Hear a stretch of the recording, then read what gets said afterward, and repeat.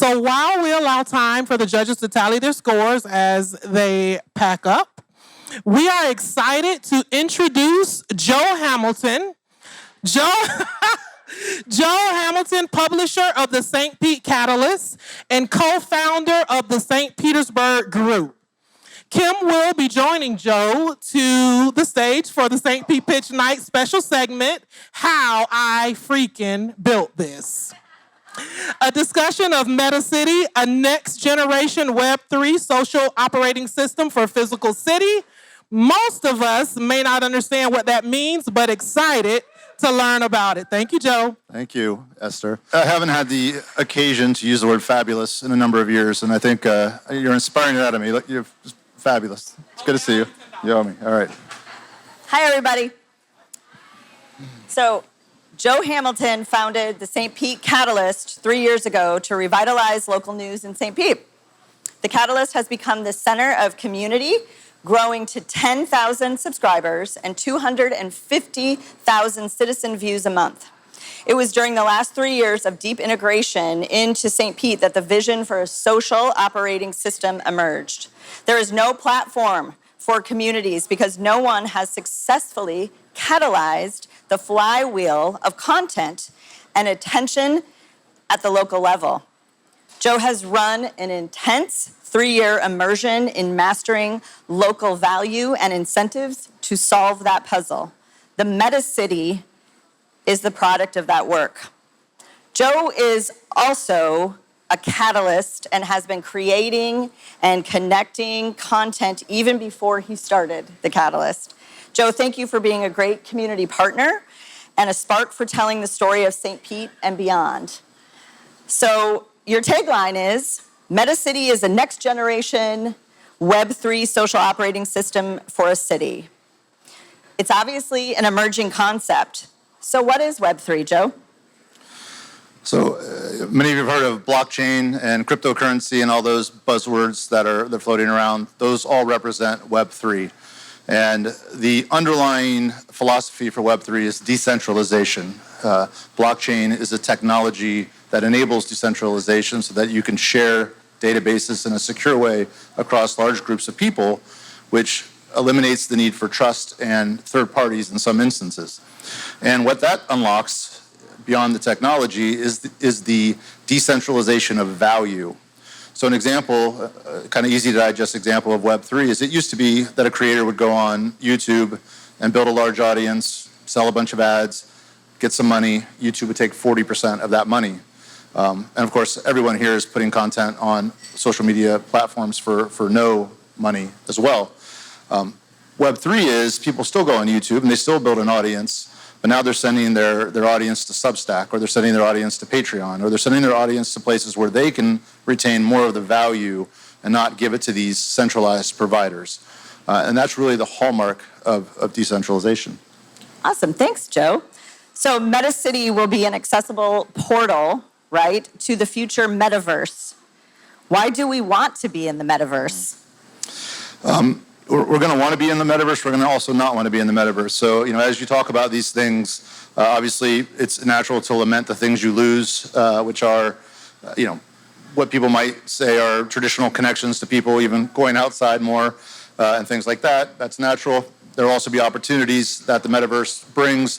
The Metaverse will evolve and emerge eventually to a place where it is immersive, where you're looking, feeling, maybe even smelling this virtual world.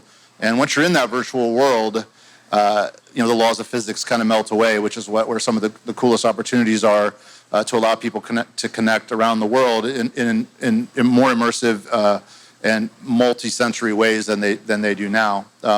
If you have seen Ready Player One, if you haven't, that's a great purview of what the Metaverse can be. But until we get there, the baby steps will be some of the blockchain technologies allowing us to transact more online. So if you sort of think about the building blocks of what makes a community, it's finding jobs, finding love, finding friends, and transacting. And you can do most all of that now, with the exception of really transacting in an international way. And really, that was sort of the last puzzle piece that cryptocurrency has unlocked. and eventually you'll be able to have almost full societies that exist only virtually, and that will allow people to align around their beliefs and really let them find tribes that suit them to a very specific degree. Awesome. Thanks, Joe.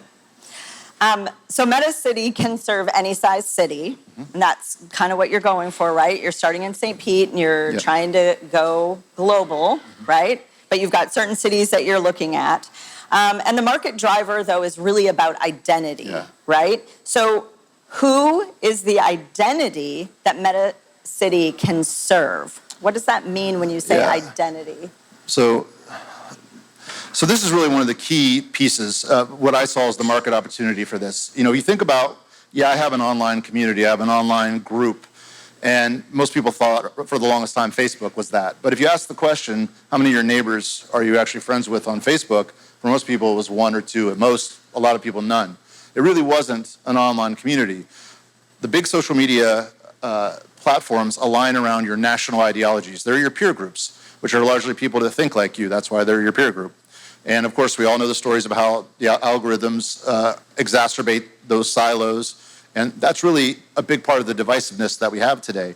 And it's not so much, certainly the algorithms, and there's some fault to be said for that, but really to me, it's time and mindset. So, if you go to church 7 days a week for 8 hours a day, you're going to be pretty religious, and the people who aren't in that mindset are going to seem like other to you. If you listen to Buccaneers AM radio for 8 hours a day for 7 days a week, first Atlanta fan you see might be a fight, right? So it's, this is just time and mindset. And the mindset that we lost to big social was the civic mindset. The mindset that says our kids play in the same, at the same playgrounds, or we swim at the same beaches, we drink the same water, we listen to the same noise. And I think having a platform that can give some of the goodness that attracted everybody to big social, applying it back to that civic mindset, just simply from a mindshare standpoint, can be transformational to bringing us back together and giving us that sort of diffusion of that always national ideology. Right. That was a great definition. Thanks, Joe. And I'll add to it, the Nextdoor, was the perfect, example of that. Right. Nobody loves Nextdoor's platform. Nobody says, I can't wait to get on Nextdoor, but they just went public at $4.3 billion because they served an underserved tribe. And between that little tribe at the neighborhood level and the big social is the city. That's where Metacity sits, right? Yeah. Okay, awesome. Thank you. So how are you going to generate revenue making this thing work? I'm a founder. I don't care about revenue. I just care about building cool stuff right now. All right, we do have a revenue slide. We actually, investors are pesky about that. But so actually before, I'm proud of a couple of the, one of the big things in the Web3 are NFTs. You've heard them all.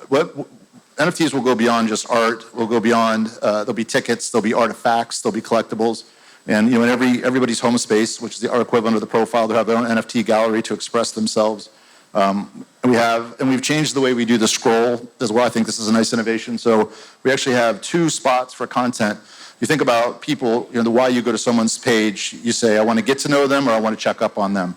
So the left box is their best content, their most engaged content. So if the coolest thing they wrote was a year ago, it's still front and center for people who are getting to know them. And on the right, it's the latest. And I call them the dopamine buttons. The dopamine buttons are the little blue ones there.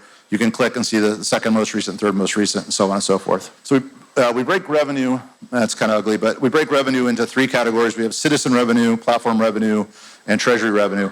The most exciting one is citizen revenue, and that goes back to that Web3 mindset where we want to deliver 97.5% of the value. Anything anybody creates on our platform that earns money, an artist that makes an NFT, somebody who does a live performance that they sell tickets to, anybody that uses the software, 2.5% is the max. As we put shows out, as we have local software, app stores and things like that, that will be rewriting the way that the big centralized companies do it.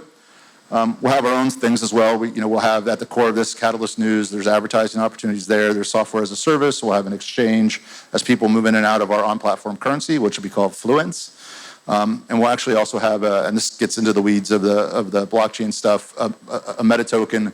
And in every city we go to, we'll sell 44% of the Metacity to the people in the Metacity by purchasing these tokens. And they'll actually absorb the value and rise in price. So people will be investing in themselves when they operate and work and live and play and earn money in the Metacity.